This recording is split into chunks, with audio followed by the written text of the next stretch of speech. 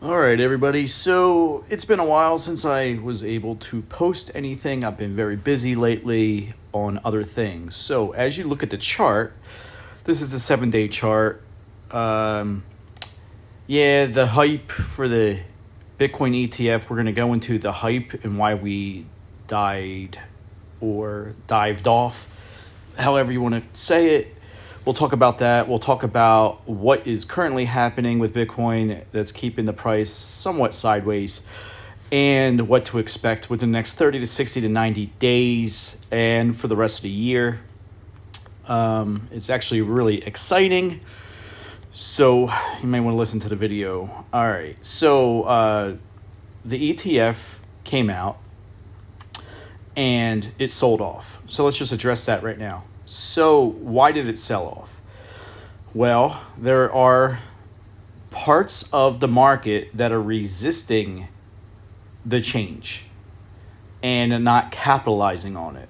So this is normal when we see new technology coming out or people need to change from the current state to the future state. You see different type of emotions coming out and resistance to change. So change requires time and a whole bunch of issues. So there's certain, like I said, segments of the market that are not going to deploy their money and not allowing their customers to participate in the spot Bitcoin ETFs.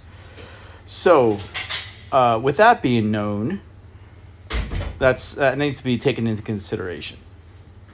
So there's still billions and billions of dollars on the sidelines that are eventually going to come into the market, but are not quite there yet because this is they're resisting the change. All right, so there's that. Also, we have GBTC have to dump $700 million worth of Bitcoin per day. Why are they dumping and what's going on with that? Well, you have FTX that needs to dump billions and billions of dollars of GBTC.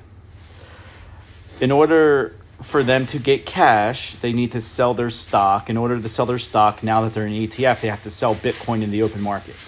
So it's artificial. So anybody who's been around Bitcoin since 2015 and 16, or even before, have heard of the Silk Road and heard of Mt. Gox and all this other stuff. So Mt. Gox would be the example I'd like to talk about right now. Mt. Gox dumped, I want to say $100,000 or $200,000 or 200,000 Bitcoin on the market back in 2018 or the end of 2017. What that did was it crashed the price of Bitcoin from approximately around $20,000 all the way down to $3,000. It created a cascading effect. The market got scared. The market participants, a lot of the participants were immature to this technology, and we had no Wall Street money in, nothing like that, and it's the Wild Wild West, and everything just crashed. So, but what led to that was we were overbought, we were hyped up, and all it took was a prick from a needle to burst the bubble or pop the bubble or the balloon, whatever you want to say.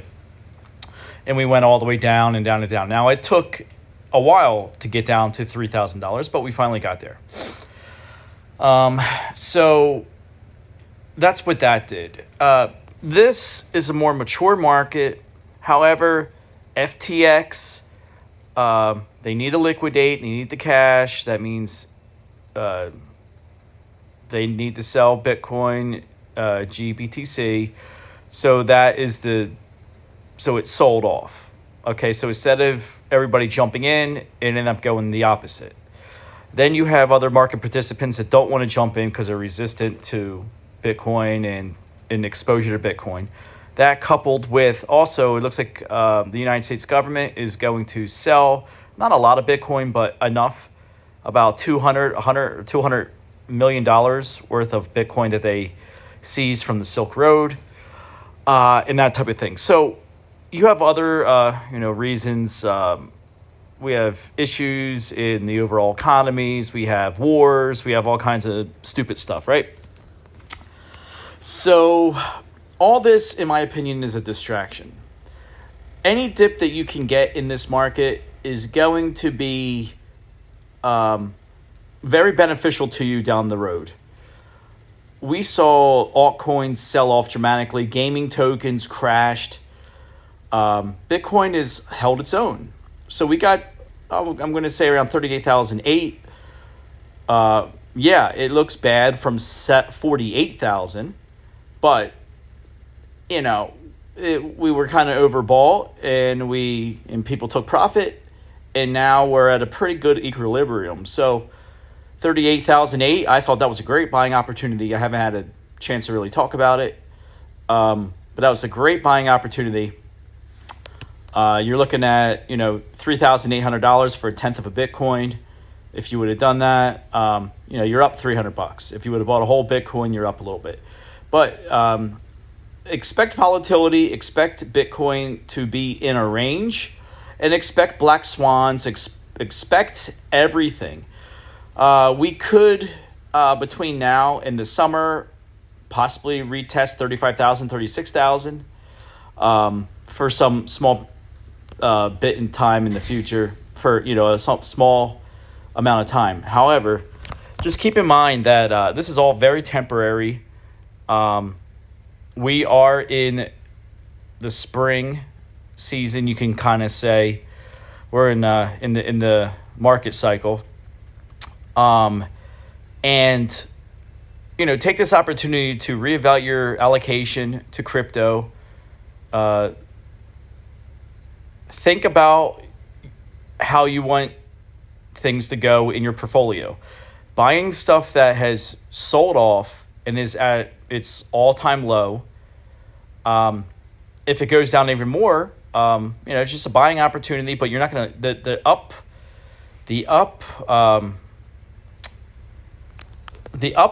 the risk for you losing your money is less than the potential for you to make money. So we saw this when energy came back in the market, like for example, D-Race. We saw D-Race go from 15 cents to 75 cents. And now we're, coming back down, but we're still higher than we were. So wait until the money really comes into Bitcoin. Wait until all the hype and the FOMO really comes into Bitcoin and the cryptocurrency. Wait until we have a new president. Chances are we will not have Joe Biden as president. We'll have a Trump or we'll have somebody else. So expect some type of Fed pivot. Expect money to be flowing again. Expect the money to flow, generally speaking, which is normally good for assets. Also, keep in mind that some of these assets are on different time lengths. Some things react very fast. Some things react very slow. For example, real estate, either it's going to pop up or pop down, whatever the case may be. But it takes a long time for real estate. It could take several years for all those interest rate hikes to play out, the economy to either improve or not improve. So some things are faster than others. Crypto is normally the fastest to react to whatever conditions that are out there. But also, like I said, keep in mind, don't be afraid if these assets crash. You need to rewire your brain and realize that there's skills that you need to learn and things you need to adapt to. When things go down, that's a good thing. When things go up, you should be scared. Generally speaking is what I'm saying. Like, not scared, like scared to death, but realize you want to be the opposite of everybody else. You want to buy an asset that is extremely undervalued, but the market is irrational. When you do things like that, then when the market gets overhyped and realizes what you have is not properly priced, then the market comes in and fixes that price, and then you could sell it out with a profit. We saw that with plenty of tokens and plenty of real estate in different examples. We saw that in 2007, 8, 9, and 10. Housing, brand new houses, 2,000 square foot in Florida were going for 100,000. Now they're worth 350,000. So the market finally became rational, realized how irrational it was, and filled the void and flooded it full of cash. We saw that with Bitcoin. Bitcoin was 15,003 last year, maybe a little bit more than last year. Towards the beginning of 2023 into 2022, 15,005 for a Bitcoin. Now we're at 41,000. Yeah, we got up to a height of 48,000. So you're looking at doubling your money. When the market is irrational, that is the best time and opportunity to jump in if you want to realize a potential profit. Your risk is the lowest when everybody throws their assets out the window and they're totally disgusted. People hated Bitcoin in 2022 and in 2023. They hated Bitcoin. Now they love Bitcoin, and in the future they're going to love Bitcoin so much it'll be $150,000, $200,000 per Bitcoin.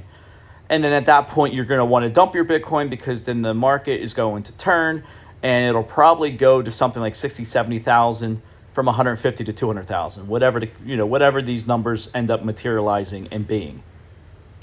So when you see corrections, if it's a good asset and you know where you are in the market and you just need to wait out the market, buy these dips and hold steadfast. And that's my recommendation. I'll come out with more videos later. Like I said, I've been busy, but I'm still looking at the crypto market and crypto space and all assets on a daily basis. I'm just not able to throw videos out there on a daily basis. Anyway, hope you like it. Talk to you soon.